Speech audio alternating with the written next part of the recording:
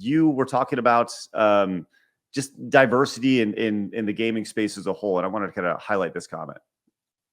I always use is like go into 30 people in IGN and be like, oh, who likes RPGs? And 10 people raise their hands. And who likes sports games? And 7 people raise their hands. And who voted for Trump? Who's a conservative? Who believes in, who's pro-life?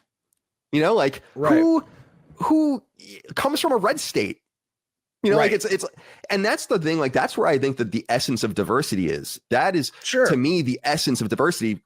So I thought that was like a really interesting comment. And as somebody who, I've worked with a lot of companies that are primarily on the coastal companies, your San Francisco's, your LA's, your New York's, right? I think that's one of the reasons why your company and a lot of these companies that are popping up that are seen as alternatives to the regular just shit that's being spewed by these other outlets. That's why they work, because there's a tremendous lack of diversity in each one of these rooms in San Francisco, in LA, in New York. And that's why you're successful. I mean, outside of you're really good at what you do, but you're a great alternative to all the nonsense. Oh, thank you. I think you're right that's a major piece of it, just because we don't have a political angle per se.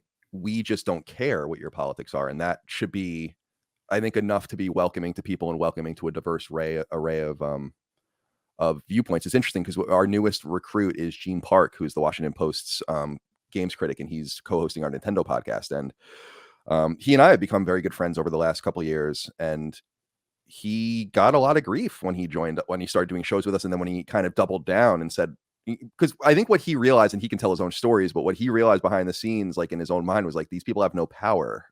They have no audience. They're the old guard. No one really likes them. Like we talk about Kotaku a lot on our show, for instance. Like, who earnestly reads that site? Nobody. That's what I want to know. Like, who is earnestly reading it? I only see it because people are like, oh, hate clicks and all that. And I'm like, you can't farm hate clicks for money. I don't think people understand how the economy works in the mid and long term. You can't go to people and be like, everyone hates our website and we're going to write a piece about Final Fantasy 16 so 100,000 people will see your ad. That's not what they want to be associated with. So I just look at the constant political haranguing, the constant attack on half or more of the audience, and the gatekeeping as far as political, social, and ideological things, I think, is really distressing to me. And it has always been. And I'll tell you this, I don't know if you visited us, I don't know if I knew you back at IGN, but someone like Destin would be able to talk to this. Sure. I had at my desk at IGN, we all had cubicles, and I had a massive Ron Paul in 2008 sign at my desk the entire time I worked there, and no one gave a fuck. No one said one cross word. I also had a bumper sticker that said honk if I'm paying your mortgage, with an Obama, like the O and honk was like the Obama logo. Just like little funny things like that. And no one cared. And in fact, I was looked at as a unique viewpoint. I was the most read person on IGN. I'm probably one of the most read people in IGN's history. Mm-hmm. And I don't know if it's necessarily out of talent, could be, but more like out of just being willing to explore and say and do different things. Then I think you'll agree. It seems like everyone in the industry cares a lot what everyone else in the industry thinks of them. 100%. I could care less, to be honest. Well, and I think that's the thing is when you don't care about what everybody else thinks, then you're out of the club, and then you get called, an ist, a phobe, or whatever, mm-hmm. right?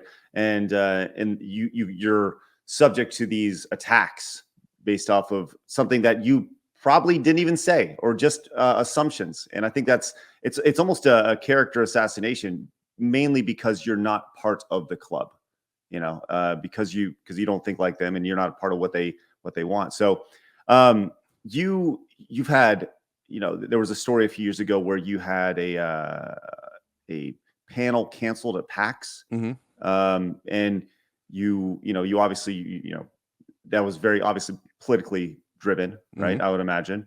Sure. We're talking about a company based out of, an event in Seattle, mm-hmm. right? And you run by Reed Pop, which is a very liberal company. Yeah. Right. So how do we get back to a point of sanity in the space, or are we long past the point in the gaming space where it's just it's going to run its course and it's going to crash and burn, or is there a glimmer of hope in the gaming space that could potentially help right the ship, at least when I mean in just bringing back diversity of thought? Yeah, I think that. I don't think I think there is hope.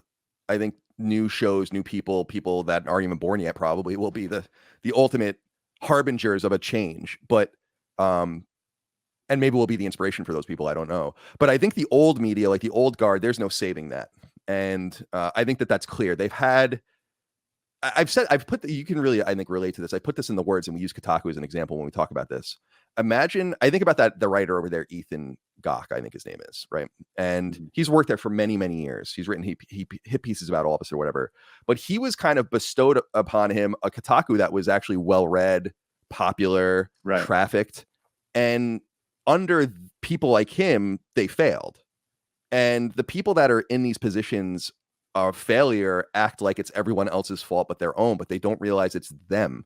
And when I left IGN, I remember telling Pear, the best thing you could do is replace me with someone like me.